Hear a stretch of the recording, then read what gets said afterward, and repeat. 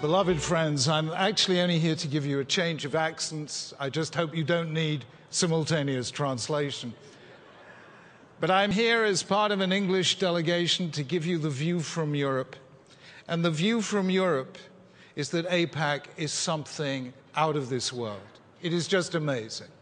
Friends, it reminds me, if I can just give you the story, lovely story about Yossi, an Israeli, who opened a falafel bar in Golders Green. You know, the Golders Green is the English Brooklyn. And Yossi's falafel bar was one day visited by the tax inspector, who was reading through his books, and he was saying, Mr. Yossi, this falafel of yours, this is a kind of Jewish takeaway, am I right? And Yossi, with a big smile, says, yes. The tax inspector says, Mr. Yossi, I understand what you've written down as expenses, rent, electricity, materials, but why have you written down under business expenses 2 trips to Miami and 3 trips to Tel Aviv? And Yossi, with a big smile, said, that's easy, we deliver. Friends, AIPAC, you deliver. You deliver a strong Israel and a strong Jewish people. May God bless you, and may you continue to bless the people in the state of Israel. Friends, I want to tell you how things are looking like in Europe today. When I was a child, there was one line in the Haggadah that I never understood. Lo echad bilvad, it was not one alone who stood against us. Elo b'chol dovado amdim aleinu lechalotenu, but in every generation they did so.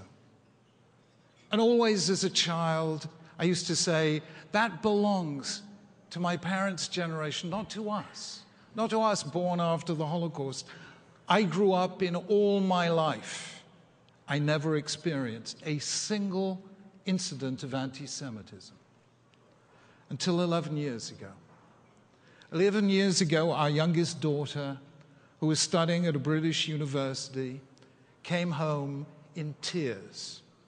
She had been at an anti-globalization rally which quickly turned into a tirade, first against America, then against Israel, then against Jews. And with tears in her eyes, she said, Dad, they hate us. That is a terrible situation, but it's reality in Europe today. In the last 2 weeks, there have been stories about the rise of anti-Semitic incidents in France by 58% in a single year. In Belgium, 30%. In Denmark, doubled in the space of 3 years. In England, in France and Italy, English football supporters were attacked, not because they were Jews, but because they were supporting a football team, many of whose supporters happened to be Jews. And I don't know whether you read this, I'm sure you did. Last Wednesday, the Turkish president, Mr. Erdogan, called Zionism a crime against humanity. I have to tell you that what we grew up with, never again, is beginning to sound like ever again. And at the heart of it is hostility to Israel. Of course, not all criticism of Israel is anti-Semitic, but make no mistake what has happened. In the Middle Ages, Jews were hated because of their religion. In the 19th century and the 20th, they were hated because of their race. Today, when it's no longer done to hate people for their religion or their race, today they are hated because of their state. The reason changes, but the hate stays the same. Anti-Zionism is the new anti-Semitism.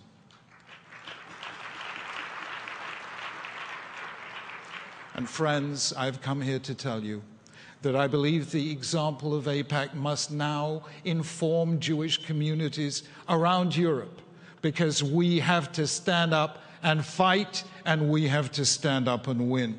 Friends, anti-Zionism is today rife throughout the world. All our students on campuses know about it. And what is our crime? What is Israel's crime? It's that we have chutzpah. Let me tell you the chutzpah we have. After all, there are 56 Islamic states. There are 125 nations whose majority is Christian. And now Jews want a state of their own. How dare they? And it's so big. Friends, you know how big Israel is? There's a lovely park in a little corner of South Africa. I don't know if you've ever been there. It's a sort of wild game reserve where you can see lions and giraffes and elephants and hippopotamuses or hippopotami, depending on whether or not they've had a classical education. It is called the Kruger National Park. Friends, Israel is the same size as Kruger National Park. How dare they want something that big? Don't Jews by now know that their role in history is to be scattered, dispersed, homeless and defenseless, and now they want a space where they can defend themselves? How dare they? Friends, we dare because we are human. We dare because to be denied the right to self-defense is to be treated as less than human. Mr. Erdogan, it is anti-Zionism that is a crime against humanity. How much longer?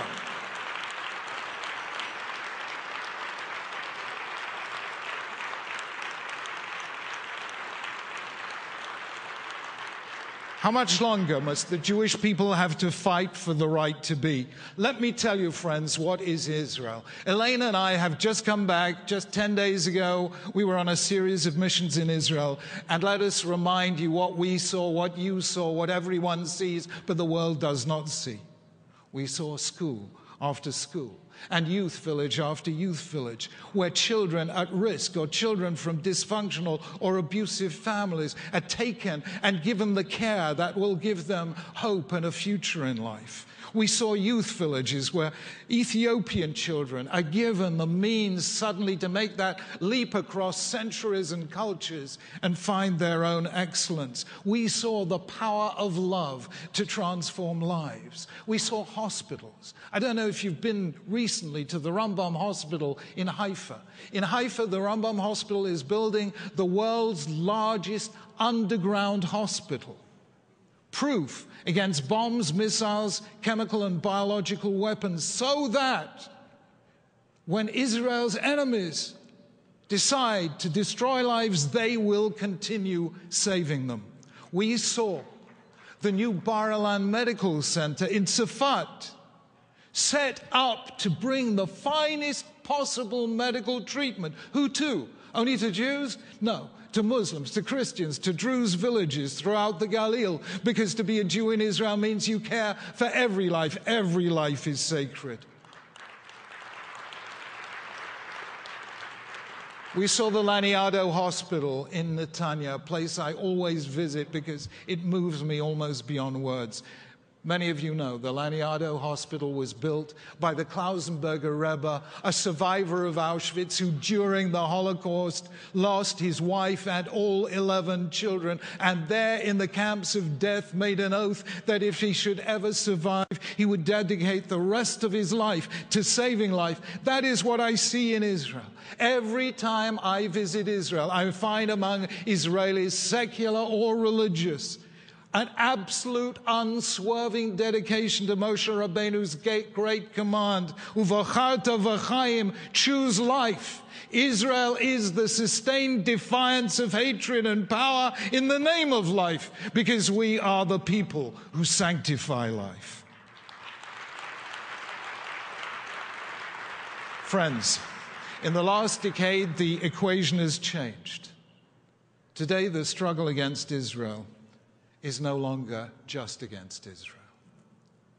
Today, what is at stake in Israel's survival is the future of freedom itself. Because make no mistake, this will be the defining battle of the 21st century, which will prevail. The will to power with its violence, terror, missiles and bombs, or the will to life with its hospitals, schools, freedoms and rights. Believe you me, I have the privilege of knowing Sikh, Christians, Hindus, Sikhs, moderate Muslims, And I tell you from my experience, Israel is a source of inspiration, not just to us, but to them as well. Because it tells every single person on the face of the earth that a nation doesn't have to be large to be great. A nation doesn't have to be rich in natural resources to prosper. Israel has been surrounded by enemies, and yet it is shown that even so, you can still be a democracy, still have a free press, still have an independent judiciary. Israel is the only country in the Middle East where a Palestinian can stand up on national television and criticize the government and the next day still be a free human being.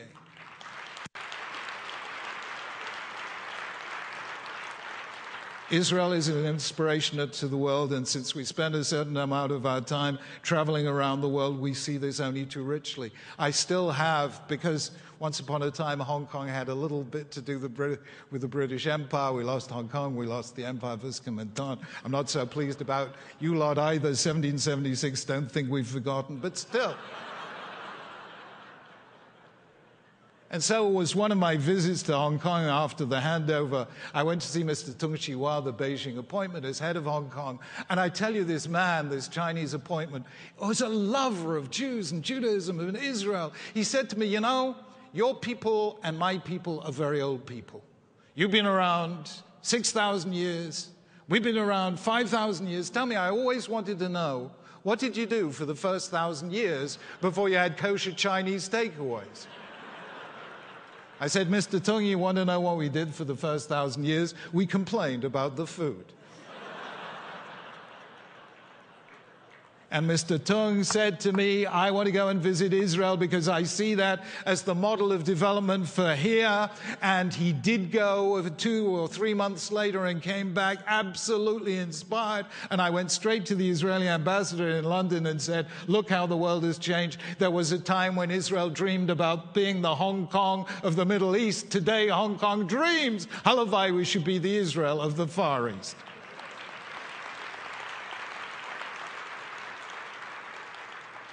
Friends, we have people who do strange things in Britain. 3 years ago, I don't know if you read this in the papers, the British atheists paid a fortune for London buses to carry a logo saying, probably, there is no God. Did you read about this? Actually, all the London buses, there's probably no God. So I wrote about this, you know, that's a very interesting word, probably. After all, how probable is it that the universe should exist? How probable is it that life should exist? How probable is it that out of all the 3 million life forms on the planet Earth, only one, us, is capable of asking the question why? Nothing interesting is remotely probable. And then I said, think about the Jewish people. How probable is it that one man, Abraham, who commanded no empire, ordered no army, performed no miracle, delivered no prophecy, should today without doubt be the most influential man who ever lived, who's claimed as the spiritual ancestor by 2.4 billion Christians, 1.6 billion Muslims, and most of you in the room today? How probable is it that this tiny people, the Jewish people, numbering less than 1/5 of 1% of the population of the world, should have outlived, as you just heard, the world's greatest empires, the Egyptians, the Assyrians, the Babylonians, the Greeks, the Romans, every empire that ever stood up to destroy us? They have been consigned to history, and still we stand and sing Am Yisrael Chai. How likely is it that after 2,000 years of exile, our people should have come back to our land, and there, having stood eyeball to eyeball in Auschwitz a mere 3 years earlier, eyeball to eyeball with the angel of death in 1948, said, despite the worst crime of man against man, Lo amut ki ehya, I will not die, but I will live. Israel is the greatest collective affirmation of life in the whole of Jewish history. Friends, Judaism is the defeat of probability, by the power of possibility, and nowhere will you see the power of possibility more than in the state of Israel today. Israel has taken a barren land and made it bloom again. Israel has taken an ancient language, the language of the Bible, and make it speak again. Israel has taken the West's oldest faith and made it young again. Israel has taken a shattered nation and make it live again. Friends, let us not rest until Israel's light shines throughout the world's great symbol of life and hope. Amen.